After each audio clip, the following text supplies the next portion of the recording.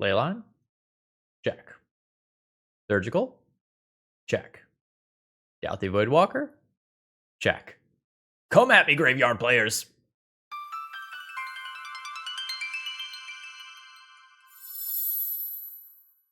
Hello folks, Phil Gallagher, aka ThrabenU here for another Legacy video. And today we're going to be playing with Ben's Brew, which is a Necrodominance Helm of Obedience combo deck list.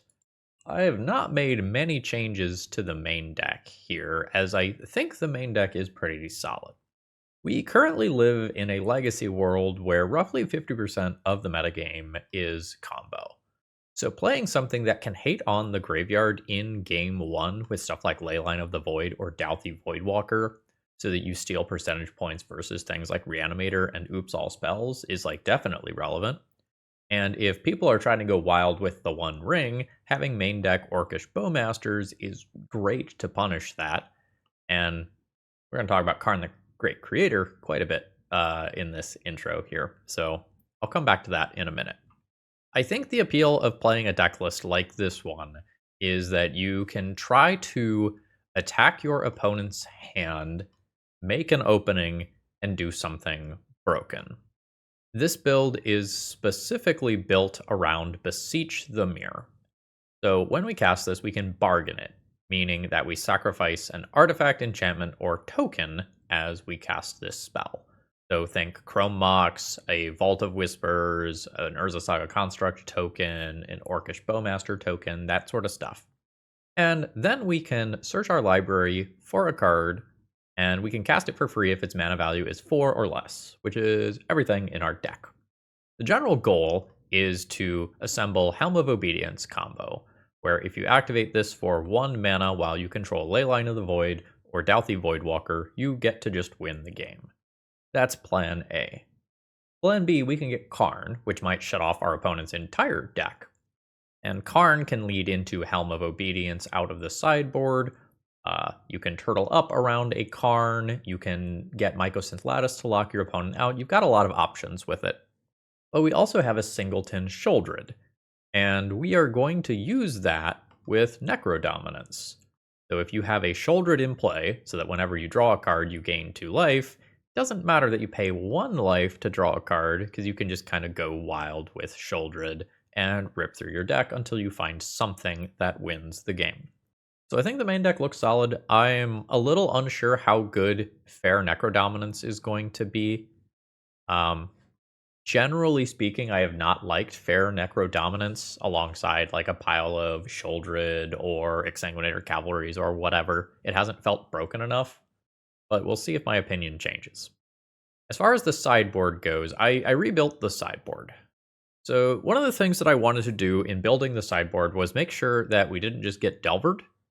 We're not so much on removal in this deck list, and I wanted to have 4 removal spells after sideboarding so that I could board out 4 Thoughtseizes for 4 things that impacted the board. And that's where Damnation, Fatal Push, and Tithing Blade come in.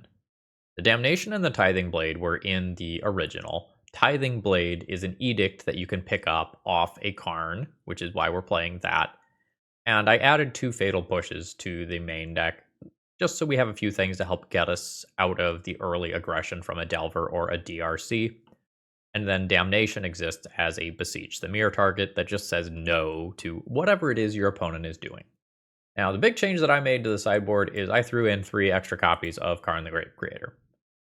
This is me putting my money where my mouth is and saying I think Legacy is in an unhealthy combo-ridden place where I want to be swinging for combo really fucking hard with my sideboards.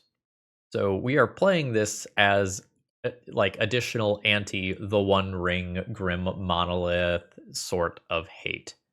That is why I am doing this. So this idea comes at the cost of maybe running like 2 more Fatal Pushes, a Liquid Metal Coating, and then maybe some other Karn target. But I think if we are putting Karn into play very quickly, because we just find it consistently, like we're running 8 effective copies of Karn, and we Dark Ritual out, we Ancient Tomb it out, Chrome Mox it out, whatever, I think that gives us a real chance versus that. So we have hedged very heavily versus Graveyard Hate, very heavily versus artifact combo, and we've made some concessions to Delver.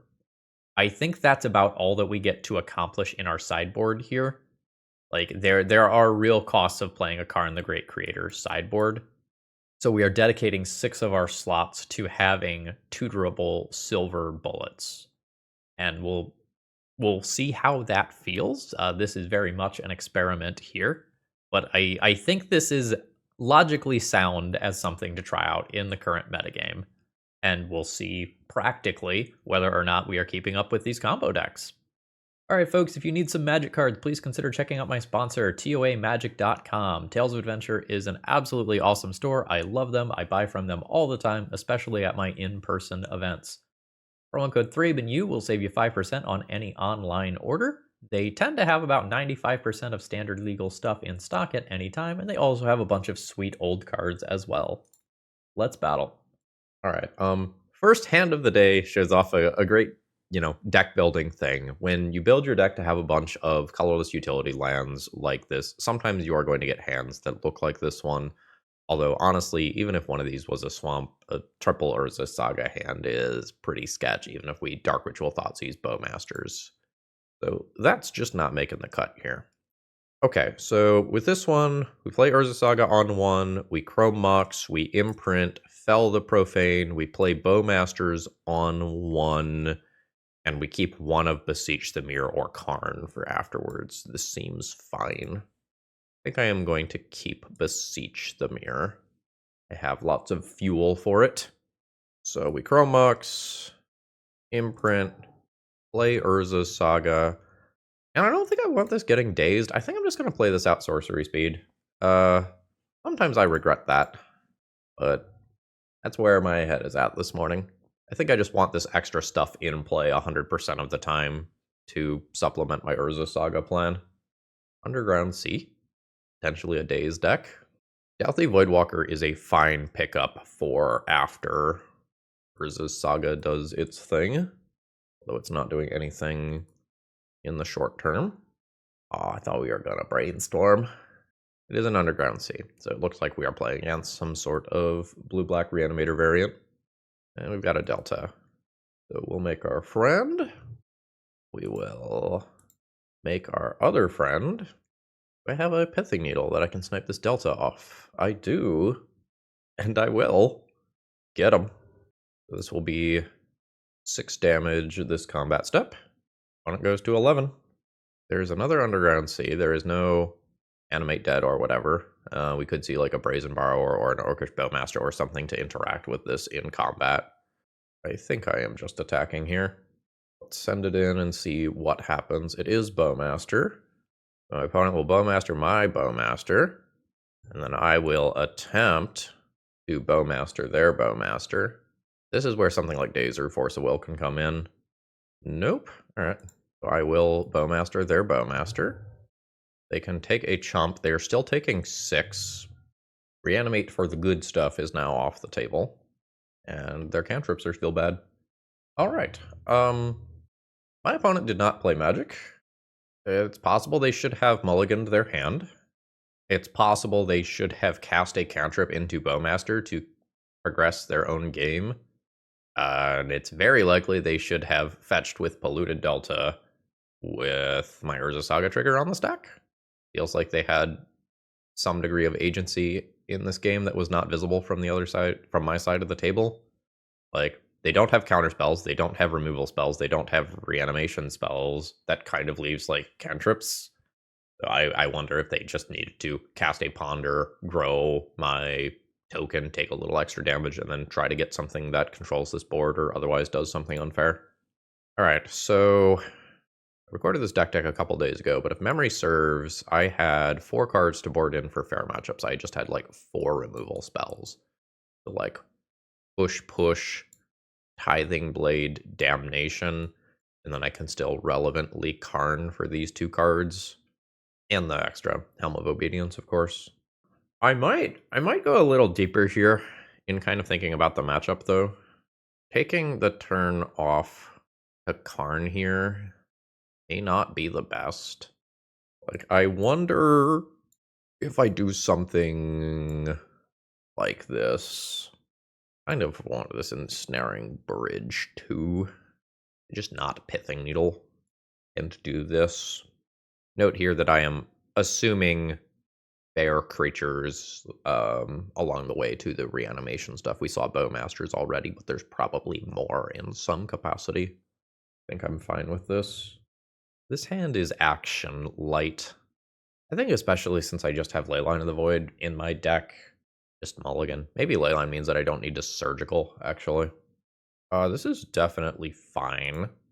Get rid of Chrome Mox here. I'm getting rid of one of Chrome Mox or Dark Ritual. Dark Ritual gets me to Beseech faster. Chrome Mox is stable mana for playing around things like Daze. I'm really not sure. I'm going to get rid of Chrome Mox, but I think it's quite close. We'll see how the beginning of this game plays out. We've got a fetch into just a basic ponder. That's fine. It is my intention to use Dark Ritual to cast Beseech the Mirror, but there are some timelines where it gets used to cast Bowmasters instead. If like a Wasteland is put on the stack, or if a Brainstorm is put on the stack, it becomes much more attractive to Dark Ritual out Bowmasters in response. I guess at this point, I could just Chrome Mox the Dark Ritual, and then I play Bowmasters around Daze without needing to expend a resource. And we just assume that I slow my roll on the other stuff. So if I were the opponent, I probably would have fetched with Chrome Mox on the stack to play around Opposition Agent. Opponent has junked a Consign to Memory. There is a Swamp Cycle, getting a basic. I don't think I'm in a hurry here. I don't even think I'm going to play the Bowmasters yet. If I play a Bowmasters first, my opponent is kind of favored. All right, let's morph this game a little bit. Okay, so now my opponent plays their Bowmasters, pings me, and then I will ping their Bowmaster. Yeah, and this is what I was talking about. This is why I didn't use my mana. That's a little annoying, but not the end of the world. We are presumably shutting down a ton of my opponent's raw deck power. Sure, that's fine. By greatly decreasing how good their reanimates are. I will take 2. Okay. So we now have multiple Beseech the Mirrors, which means that I probably cast 1 this turn, and probably just poop a Shouldered into play, honestly. So we will bargain. Oh, okay, it does just work, and I think I am in for Shouldered. Shouldered hits play. Note that like we could get Helm and try to win the game sooner. I think this is just doing a great job of putting pressure on my opponent. I'm fine playing this as a land. So now I think that they don't have... Well, I guess Consign to Memory is still a problem. I guess let's cast it. We'll sacrifice the Vault. I just don't want this to get consigned. I'll do it anyway. Shit, it's just in play. Okay. I don't even think I'm going to attack and expose myself to, like, Bowmaster killing this Shouldered. Roll cycle. So now we've got 2 major things happening, both of which kill my opponent.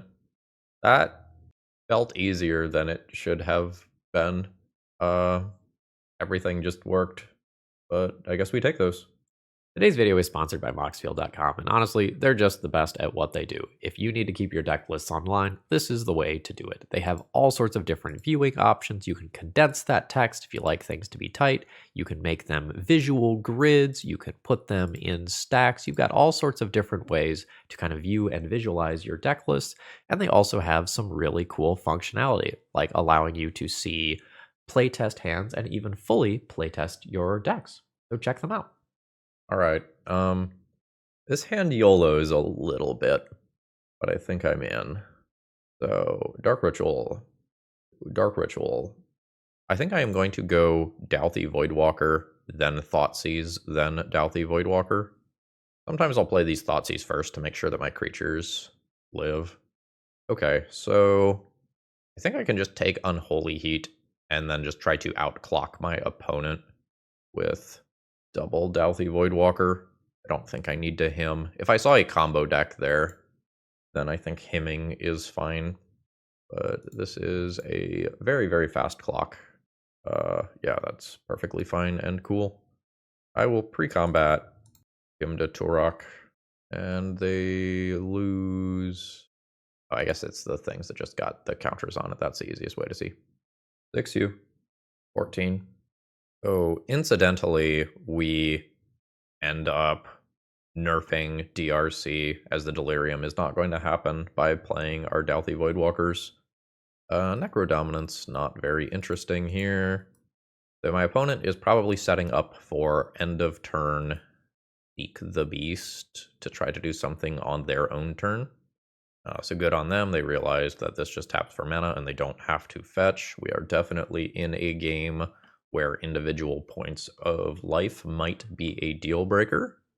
And I think my opponent basically just needs to be looking for removal spells here. And they do find one. They just need to get these Dauthi Voidwalkers off of the board before I do lethal damage to them, because these shadow creatures are just never getting blocked. And in order for them to clock me back hard enough, they probably need their graveyard for DRCs or Murktides or whatever. If a questing druid can come down this turn, I guess there's some hope for them, but they wastelanded, which, to be fair, I think is a perfectly reasonable and good play, and probably one that I would take as well. But I think this means that they are playing towards removal rather than anything else here. And they get another Ponder. Okay, they like their draw, which probably means that they found removal. I don't think it's worth it for me to cast any of my opponent's cards. I'm going to awkwardly play out this Ancient Tomb that does not contribute to Necrodominance, and the reason that I do play this out is that we can top deck an Urborg, in which case we can actually cast Necrodominance next turn. Alright, they are seeking. Okay. Those cards are not Lightning Bolt. My opponent will presumably ponder, looking for another Lightning Bolt or Unholy Heat. This next Dauthi Voidwalker hit is a big one, because the next Dauthi Voidwalker hit turns off Force of Will and Fetch Land for the rest of the game, while also meaning that Orcish Bowmasters is just lethal. So this is very, very good for me. Hello, Necrodominance. Opponent's at 1. So, opponent gets to look at a bunch more cards here. I wonder if that was the wrong land to tap. Opponent will get a little deeper here. The repeated brainstorm's not the best thing when you are trying to dig, but DRC helps out with that a lot. Alright, we get the concession, and just turn 1 double Dauthi Voidwalker gets there. I think we got a little lucky. My opponent looked at a lot of cards. Like, they looked at over half of their library this game. Alright, so I probably don't want my Thoughtseizes. They cost me life here. So those are probably coming out for the 4 removal spells that I talked about previously. Necrodominance also costs me life. I'm going to do something similar to what I did previously. Just like, yaw, yaw, yaw. Karn just feels really slow. I still have multiple effective copies of Ensnaring Bridge in my deck because of Beseech the Mirror in games that drag on a little bit. Pithing Needle for Wasteland still is fine. Oh, but I didn't board out the Karn itself. Oops. So I'm 1 card short of that plan working. I could keep 1 Necrodominance. I could keep 1 Trinisphere or counter spells. I don't love Trinisphere on the draw versus Delver style decks. I guess I also don't love Necrodominance on the draw versus an aggro deck. I'm not sure which one of those is better, or if I should not be boarding out the Karn. Oh, buddy. I think I just say no to this one. This is just incredibly clunky, and I use most of my resources just trying to make mana. This hand is fine. It kind of does one thing really, really hard. I think I keep it. I think I get rid of Ancient Tomb. And if my opponent cares about the graveyard, this hand's great. If they don't care about their graveyard and they just lead on like a Delver that flips, kind of in trouble. I think I am going to try to count on my deck giving me something off the top over the next few turns that is reasonable and powerful. And that can take a lot of forms. That can take the form of a Helm. That can take the form of a spot removal spell, a Bowmaster, Yeah, him is perfectly fine. I will probably cast him before deploying my threats, although I'm not 100% sure about that. Like, I don't even think I'm going to cast a card this turn. I think I'm just going to bluff Bowmaster and attempt to play the entire game around days. May give my opponent an opportunity to seek the beast for some value, but I think I am fine with that happening to ignore days. Ponder shuffles. I wonder if it was supposed to be the other orders on those, like you brainstorm first so that you can ponder shuffle for the brainstorm. It depends a lot on the contents of my opponent's hand, though. They do have the fetch land, which they may or may not have had before. Push is great. So I will start with a Hymn to Turok here. Get rid of a Lightning Bolt, which is awesome. And we're playing this game at a very slow pace. The Chrome Moxen and Dark Rituals and stuff make us want to go fast conceptually with the deck, but the reality is that we can slow down. Wasteland is annoying. I don't think I Fatal Push in a dazable way here. Ancient Tomb just does not contribute to the multi-spelling that I would like to do this turn. Sometimes I can multi-spell if I play Dauthi Voidwalker immediately. I think I just don't need to take the damage though. I think I'm going to cast this now. I could cast it in their upkeep, but then hardcast Force of Negation is a thing. And so we've seen again that Urborg getting wastelanded is kind of a pain in the butt. I think I am currently not favored in this game by the fact that I have an active Leyline that is keeping some of my opponent's threats in check. Resolving that eventually is the dream, but I don't think we go for that for a little while. I think we're going to do a decent number of 1-for-1 trades where Lightning Bolts and Unholy Heats and stuff go after my Dauthi Voidwalkers. And then I think I would like to go for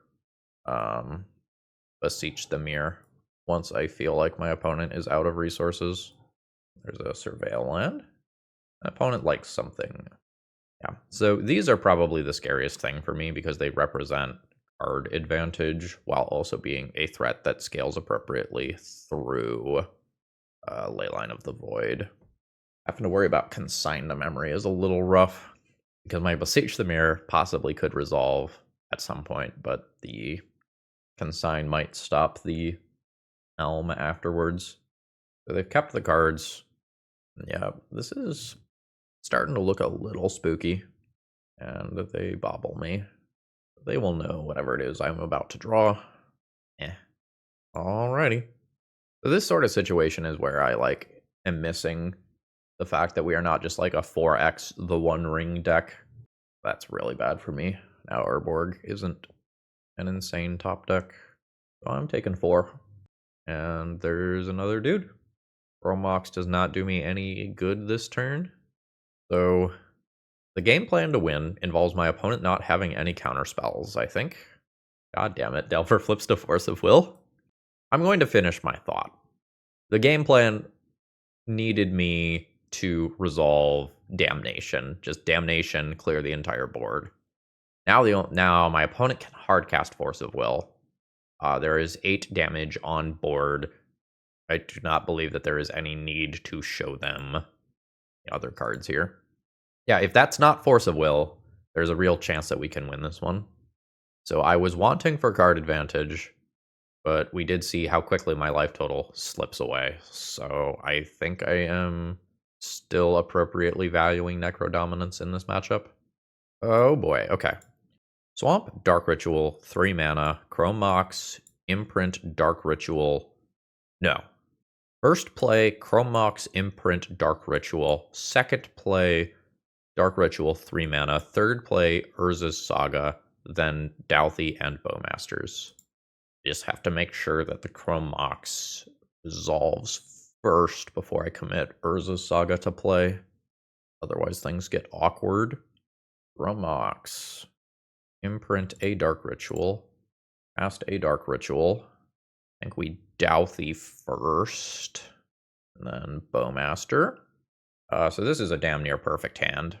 So we have 5 power in play on turn 1 and an Urza's Saga that will scale up and do Urza's Saga things.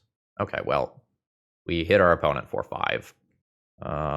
Drawing the Ensnaring Bridge when I am the aggressor is not perfect, but I think we are happy enough with current board. Okay, cool. So if my opponent junks the bauble, I get another Bowmaster trigger, so they can't actually cycle that, which is very good for me.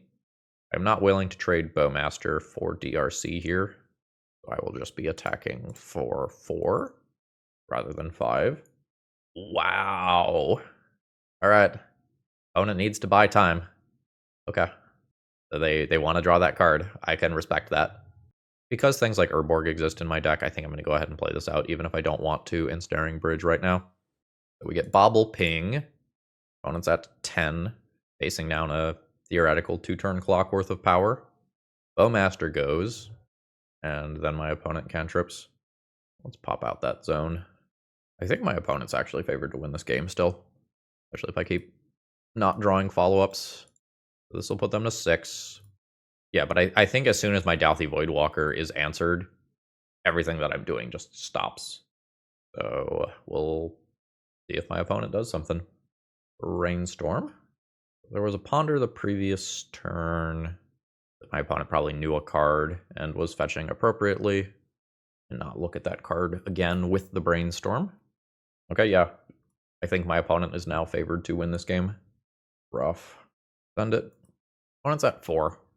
Playing this Ensnaring Bridge is incredibly awkward for me because it makes some of my good top decks, such as Dauthi Voidwalker or Sheoldred, slightly worse. I think I don't play it this turn. I think my opponent is likely to stabilize at a low life total and win this game. Yep. That's a card, I guess. I'm not unhappy casting it, but I'm not thrilled casting it because my opponent has things like Seek the Beast that give them very good card advantage. That allows them to just come back from this super easily. Oh, we're getting tricksy. I wonder if that's the correct order for resolving the Surveil trigger. Yeah, so it's almost like they didn't use the Surveil trigger because they just put cards from their hand back on top immediately. Hitting Force of Will and Daze, which are cards they don't want.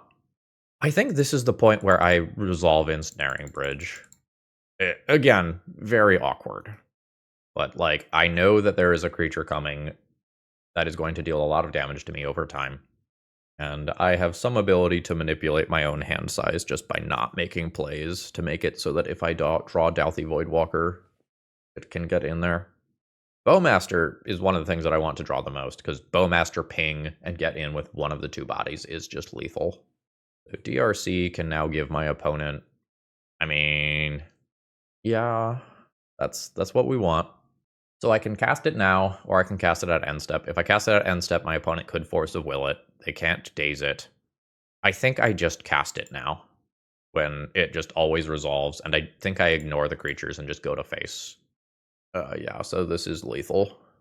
My opponent can't take the redraw off Bauble, or Bowmaster kills them. And this can only block creatures with flying. Alright, we get there again. We are 2-0. Okay, so this is a slow hand. So we Thoughtseize into Hymn to Turok probably. The hand is not going to be a keep, but it might change. Like, how I play this hand could change out a lot, depending on what we see from our opponent. Discard good. Discard doesn't matter. We dead. Oh, that's fine. Absolutely. Okay, and no land. So this might be a time where I Hymn to Turok rather than Thoughtseize. Just taking 2 cards makes it highly unlikely that my opponent can go off. Yeah, I think I want to use 2 mana this turn. The Sheoldred's really good, but I can use 3 mana very effectively next turn, and I can't use 4 mana next turn. Okay. Immu, taking 2 mana sources. There's an Opal. Lol. Okay. So we will Dauthi, and then Thoughtseize. Gamble represents Echo, which would go to Graveyard, which I don't care about because of Dauthi, so I will take Birdie. Necrodominance is cool. I'm going to do lazy sequencing here. Send in for 3. I don't think I need to go too crazy. I don't want to lower my life total too much. What a shit pile of cards. Alright. The Mox Opal is now on. Urza Saga ticks up. This is a somewhat relevant card. I'll play this for my future Ancient Tombs. I would really like to draw a Beseech or a Karn. Maybe I just do this. Even like Bowmaster or something is fine. Go another 5. Alright, Beseech is fine. Discard you. Discard you. Now I probably don't draw any more cards with Necro for the rest of the game unless I do a Shouldered combo finish, which I don't really know that I need to do. So if I do this, I still have 4 for Beseech. I do. So yeah, doesn't super matter here. Chromox, imprint him. There's a billion different ways to, air quotes, win the game here in some capacity. I guess I attack now. I'm not going to increase my artifact count beyond this. So I'll now cast this with Bargain, sacrificing one of these. Helm wins, Karn wins, Shouldered wins. Let's do Helm so I can look at my opponent's deck. I don't need any more cards. Upkeep. Helm, target you. Alright. I really enjoyed the part where we did not die on turn 1. That was very good for me personally. So this is where I want the pile of fucking Karns. Absolutely get in here, boys. So Shadow Spear is not great. That can probably go. All the Profane counts as part of our mana base. I don't think we take that out. Pithing Needle can hit the backside of Bergi, Harnfell. My opponent is playing that Ral card. It can hit the Planeswalker backside of that. Might be Necrodominance. I also kind of want to put the Trinisphere into the main deck. Like, if the Karn hits play, it's already doing just a damning amount because it's shutting off all of the artifact mana. Yeah, I think just increasing the number of things that I can choose a win with via Dark Ritual is fine. But my Karns still are mana, are an answer to Bergi, are a partial win condition and a full win condition. I think the Karns still do enough. This seems fine. I could keep one Necro and get rid of the Pithing Needle as well. On the draw, conceptually, I would like a Leyline of the Void hand to help with echo nonsense that can happen. I am not going to specifically mulligan for a Leyline hand with literally any black card. This is a turn 1 Karn. It's going to be a little different, but that's like ballpark 50%. So this is ballpark 50% for a turn 1 Karn or take no game action. I don't think I do that. This is very good. I think I get rid of Swamp. So if we get turn 1, we get turn 1. My opponent needs a setup turn. That's very good for us. This deck usually needs a setup turn, so I think that's fine. All right, fantastic. Okay. Does that change anything? Could have 5 mana on turn 1. I could play Bowmaster into Trinisphere immediately. I think it is just better to imprint Dark Ritual and save my other cards. We'll drop a Trinisphere. We'll take some damage from Bergi, but the chip damage doesn't matter if I just end up resolving a Shouldered. Red removal, notably not great at getting rid of 5 toughness creatures. Ooh, Grim Monolith. That's a little spicy. The opponent can, like, bank some mana for later to have a better turn. Ooh, are we just... I'm willing to take 3 more damage to do that. And here, the Urborg is real nice. Ooh, we get rid of a Burning Wish. Fuck yeah. Very, very happy with that. I'll go to 12 from this attack. And then I am probably stable with a Shouldered. I take 2 more immediately for the Ancient Tomb damage, but that's not that big of a deal. Ye old Mono Black deck. Doing work today. Oh yeah, there is Harnfell. So my opponent does not have cards to discard to it currently. Ooh, yeah, taking more damage here. I don't think that's too bad for me. But I would like my life total to start going up, you know. Things like Fiery Confluence exist that can deal a lot of damage for not a lot of resources.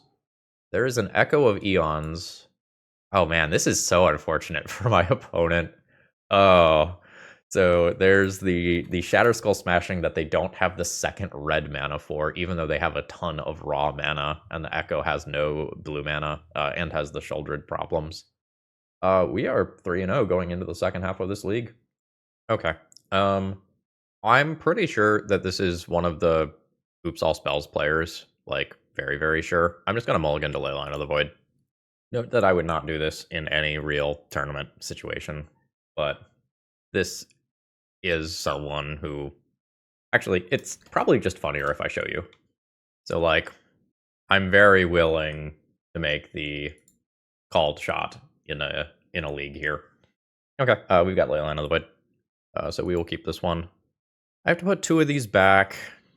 I probably want my mana sources. I probably want the Leyline of the Void. I think I'm just going to keep the guaranteed win condition in the form of Sheoldred here. Like, I just need to make sure that I don't die to other random nonsense. If I'm wrong, this is very funny. Okay, the cats are... Cats. Oh my god. So my cat just got stuck in a plastic bag. And then just absolutely did a disaster path throughout the house trying to get out. So that was a thing. Well, Basic Forest would be weird for Oops All Spells. And this is why I would not do that same thing in a real tournament. It is a crop rotation for Dark Depths. 3 mana, a second crop rotation. So that can now get Thespian Stage and I die. Rough. That is a very rare opener. That does not happen very much. Alright, opponent has Not of This World. Good to know about. We are dead, unfortunately. So I have very, very few things that interact with a Merit Lage, unfortunately. What is my approach to the Turbo Depths matchup? Probably max out on Karn or Ensnaring Bridge. Bowmasters probably doesn't matter here. Like, the biggest thing Bowmasters does is be tokens for Beseech the Mirror. So do I board in Tithing Blade, or do I want access to that via Karn? I think I want access to it via Karn. Like, I Ensnaring Bridge to buy a turn, and then I Tithing Blade as a follow-up. I could play some Fatal Pushes to help out with, like, pivots, like Witherbloom Apprentice combo. I think I'm just going to board in an extra land. I'm going to keep Shadow Spear. Sometimes that allows me to get above 20 life in a meaningful way. So start on Leyline. Maybe don't start on Leyline. Be like that. I do an initial Thoughtseize, and then I just try to play a Sheoldred. This does not feel game-winning. This does not feel game-winning. We're getting to the point where I have to be less picky. This is just fucking Sheoldred with a Shadow Spear on it. On 5. Or maybe I ignore the Shadow Spear and just keep the extra mana for if something goes wrong. That's probably correct. Alright. Yeah, I think I just need to keep the extra land so that if my opponent does like a Thoughtseize or a Duress and takes my Dark Ritual, I'm not just shit out of luck. Yeah. So now, the decision for what to take here depends on how quickly my opponent can end the game. If they can end the game quickly, you probably take Dark Ritual. And if you don't have a guaranteed way to just end the game quickly, you just take the Sheoldred and force me into top deck mode. That's not what we want. Fel the Profane can probably remain a removal spell. Dark Ritual plus Fel the Profane is live. But this is obviously not going the way that I would like it to go. So I can have 6 mana this turn. I can Karn for something that costs 2 mana immediately. Okay. Boy, this is weird. So I need to commit to the Dark Ritual right now, in case my opponent makes a Merit Lage before I shut off their Lotus Petal. So my gross. Yep. Womp womp. So that got the Dark Ritual. So I need to do that the way that I did, though. Is this going to get a Thespian Stage? Yep. I need to do that the way that I did so that I can better... Wow. Wow. I mean, okay. Fuck me, I guess. No trophy this time. Okay, so This is a hand of Magic the Gathering cards that I probably whack the keep button on, but it's definitely weird. They don't really want to just YOLO the Necrodominance immediately. I would like to play stuff from hand and then use Necrodominance to refuel. We don't just win the game when Necrodominance resolves and we draw a bunch of cards, like the decks that are built to just draw 19 do. Okay, I probably just Bowmaster that on turn 1 off my Dark Ritual. Leyline of the Void just a little bit too late here. So now we Bow Boy. This is done around days, but a Force of Will is very, very good here. They don't have it, which is fantastic. So this was Basic Island Delver. So maybe Blue-Red Delver is the base. A lot of times the 3-color Delver decks won't have easy room for things like Island. I now have Dauthi Voidwalker as my follow-up, but I don't have a good bridge into the mid-game here. Opponent just opting to use Brainstorm before I can play another Bowmaster. Karn is not what I'm looking for. I'm going to do lazy sequencing here. So we'll cast a Dauthi Voidwalker. Is dazeable, but there will be a plethora of daze targets this game, so no reason to try to play around daze here. Like if I play around daze and just get wastelanded, it's fucking embarrassing. Yeah, Exhibit A. This is horrendous. I think it's incredibly likely that we lose this game. Wow, preordain in flex slots. What does that indicate? Probably Murktide Regent or Oculus, just something that wants extra cards going to graveyard. The extra land is nice. Just talking through something I could do. I could get my opponent's wasteland here. I don't think that is a favorable thing for me to do, but it is something that I could do. I had an Urborg in my hand, and that was going to represent, the next jump up of mana. Maybe that's a different story. This now just becomes an ETB tapped land, unfortunately. I really want to draw Ancient Tomb, I guess. I know, because I have like black pips in Beseech too, so Ancient Tomb is only actually casting Karn. Yeah, just awkward. Sort of in a similar situation to what we were in a previous round. I think as soon as this Dauthi Voidwalker goes down, my opponent's win percentage jumps up by like 40. Okay, so that is a Delver that is currently set up to flip. Well, that's a good draw. A bit YOLO, but it's a good draw. Dark Ritual. Necro plays around days, but Necro is a little dangerous. I think I am going to Beseech. I think I bargain away my Orc and let this be dazeable, because I think this wins the game the vast majority of the time in a way that Necro might not.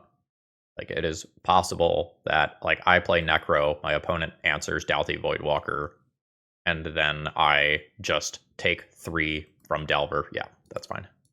I take 3 from Delver a couple of times, and I actually end up in a pretty bad position overall. Another Daze. So, Daze is not a removal spell, so that's good in that capacity. But, Bowmaster as a draw is very awkward. Okay, so you're just going to Petty Theft that back to hand as a tempo play. Sure. So, I know my opponent's last card is Daze. I think I played Dauthi Voidwalker with the intention of Bowmastering Brazen Borrower on the following turn. Yep. Okay, yeah, there is that land drop that we know about from the Daze. My opponent can look at my top card. I will take 3. Do I Bowmaster here? Yeah, I think I Bowmaster here to kill the Delver instead. So ping Delver, opponent draws a card, finish off Delver. I draw Shadow Spear. That's not nothing. My opponent plays their tempo creature. This is going to be tight. Sure. I would like to draw a land that does not hurt me. Is not what I am looking for.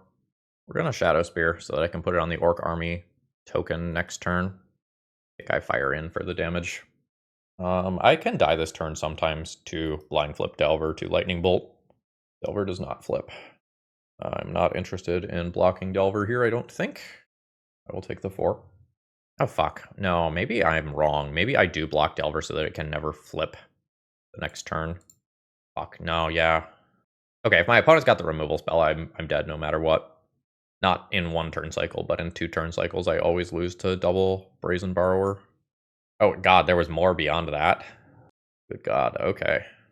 So I'm gonna get wastelanded beyond 1 land. I take 3 this turn. My opponent can force the trade this time. But I have no outs here. Yep, dead. So we've been going Thoughtseizes out, or 4 removal spells in. And then I think it's been Karn out, or Bridge, Helm, Land, Trinosphere, and that's like fine. There sure isn't mana that I can use in this hand. Okay. This one I probably keep. The big thing that I have to do here is decide whether or not I am opening the game with a Leyline of the Void in play. I think the answer is I am not, which means DRC is better against me. I think that's fine. So I think I'm going to put Beseech the Mirror back into the deck. No opening game actions. We will imprint the Leyline of the Void rather than play it out, and we will open on Dauthi Voidwalker. I don't feel great about this. We know that my opponent, at a minimum, has Brazen Borrower as an out to Ensnaring Bridge. So that is not a forever answer. Yeah, that's fine. I think I chill with this Bowmaster until a cantrip goes on the stack or a creature is put into play. Second land drop. There's a DRC. I think I'm just going to cast this now.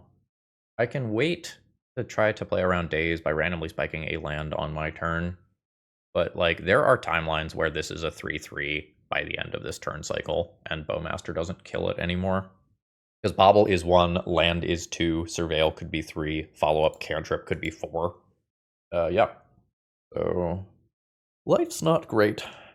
Okay, yeah, and there would have been a follow-up play as well. Yeah, so I am very happy that I fired off the Bowmaster when I did.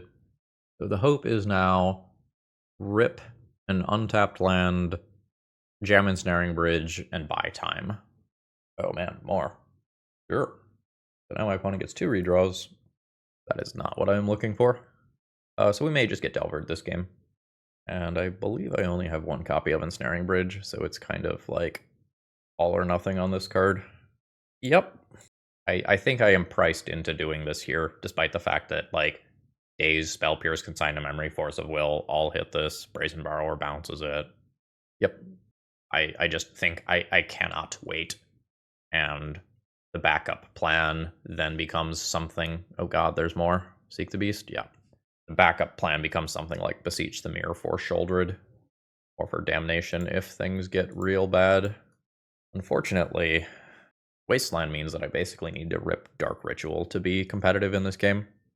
I guess I could also rip Fatal Push, take DRC off the table, and buy a little bit of time that way. My opponent just gets to see my upcoming cards with Bobble, so they can sculpt a game plan around it accordingly. Oh, geez. Okay, so I take 3. I'm at 11. I am on a 2-turn clock. I think that means I'm just dead, right? So I take 6, I go to 5, I draw Shouldered, and die. So we have to Beseech the Mirror for Damnation, and Damnation has to resolve. Alright.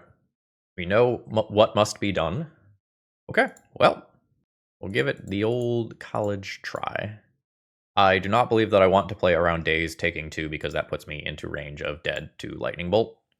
So let the record show that I have thought about that. Damnation.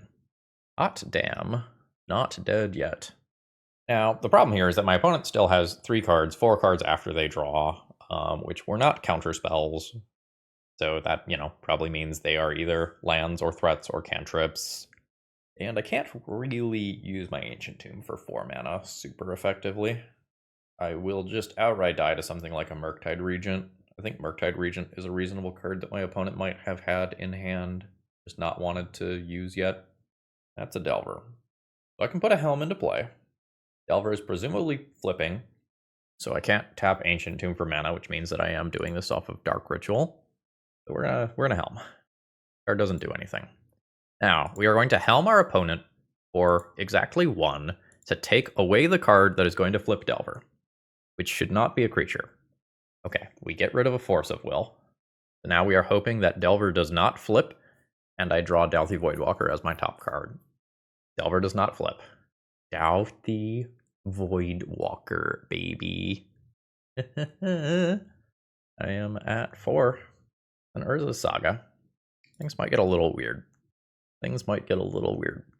So, first Delver trigger happens. We are hoping for a card that does not flip Delver. So then my opponent will fetch. And we are hoping for a card that does not flip Delver. Hot damn. Okay. Everything is happening exactly as I need it to happen. Opponent is just drawing lands, which is great. So now, we would like to Helm of Obedience and hit DRC or Murktide Regent here. We can tap this for regular black mana. We do this for 4. We want to hit a blocker. Fuck! Oh wait, no, it still blocks.